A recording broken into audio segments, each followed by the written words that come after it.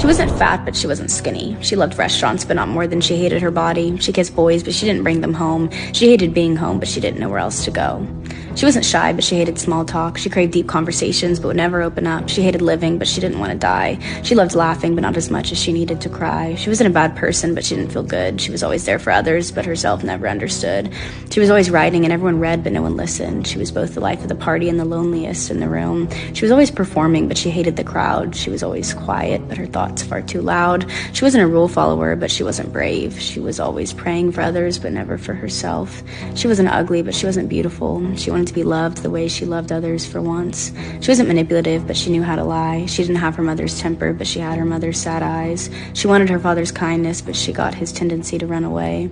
She was always apologizing, but she never forgave herself. She was always running, chasing, seeking for something she couldn't grasp, always hungry, longing, itching for something she couldn't name, always bleeding, rotting, screaming for something to dull the pain, but no one saw, so you couldn't blame the world for ignoring the girl. She was always smiling, laughing, mending others' scars. She was always dreaming, never sleeping, always looking at the stars. She was born with wings instead of feet, always needing somewhere to flee, but she couldn't fly. Her baggage held her down. She wasn't depressed, at least she didn't think. A dangerous coping mechanism for a girl with clipped wings.